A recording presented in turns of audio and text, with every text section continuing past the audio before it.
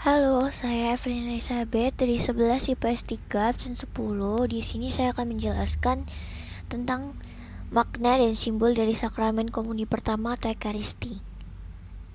Jadi makna dari sakramen komuni pertama atau Ekaristi ada 3. Yang pertama, pengingat akan karya penyelamat Allah. Karena manusia telah berdosa, maka mereka tidak bisa bersatu dengan Allah Tritunggal yang Maha Kudus. Namun, kehadiran Yesus menghancurkan penghalang tersebut dengan peristiwa wafat dan kebangkitannya, sehingga ia mengalahkan maut yang seharusnya diterima manusia. Nah, dengan perayaan Ekaristi, jemaat bersama-sama mengenang peristiwa penebusannya dan bersatu dalam tubuh Kristus. Seperti dalam Lukas 22 ayat 19-20 berbunyi, lalu ia mengambil roti, mengucap syukur, memecah-mecahkannya dan memberikannya kepada mereka. Katanya, inilah tubuhku yang diserahkan bagi kamu, perbuatlah ini menjadi peringatan akan aku. Demikian juga dibuatnya dengan cawan sesudah makan. Ia berkata, cawan ini adalah perjanjian baru oleh darahku yang ditumpahkan bagi kamu. Dengan pedoman ayat di atas, Katolik mempercayai bahwa saat Yesus berkata, inilah tubuhku dan inilah darahku, maka roti dan anggur berubah menjadi tubuh dan darahnya. Nah, kenapa bisa demikian? Ya, karena Yesus memiliki kuasa untuk mengubahnya. Hanya saja bukan secara fisik yang berubah, namun anggur dan roti tersebut berubah menjadi dirinya sendiri yang diberikan pada kita dalam bentuk makanan dan minuman.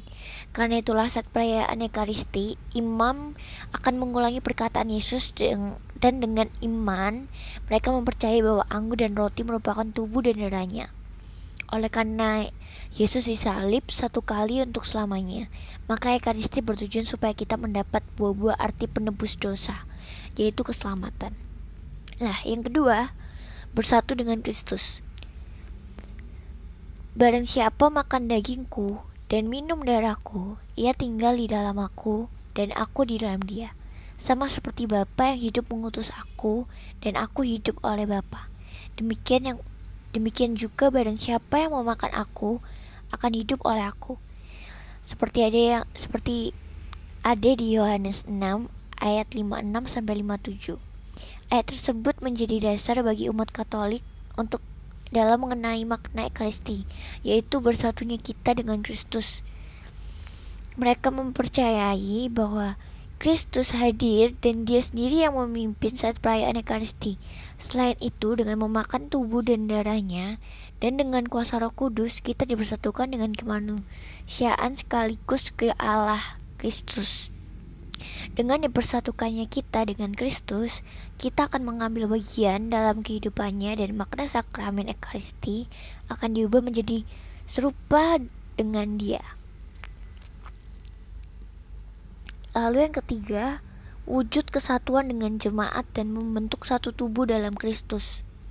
Selain untuk menjadi pengingat dan mempersatukan kita dengan Kristus, makna sakramen Ekaristi juga merupakan bersatunya jemaat dalam tubuh Kristus.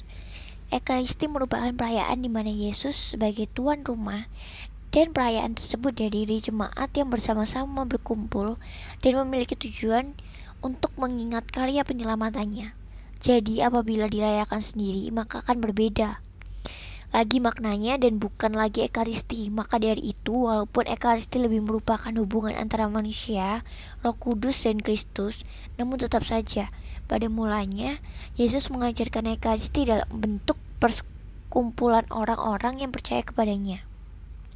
Jadi Ekaristi dapat dipandang sebagai perayaan komuni gereja. Lalu simbol dari sakramen komuni pertama atau Ekaristi ada 2, yaitu roti dan anggur yang digunakan dalam perayaan Ekaristi atau perjamuan kudus menyimbolkan persekutuan dengan tubuh dan darah Kristus. Jadi roti dan anggur itu melambangkan penderitaan dan kematian Tuhan Yesus yang menjadikan kita hidup dalam kebenaran dan keselamatan yang sejati.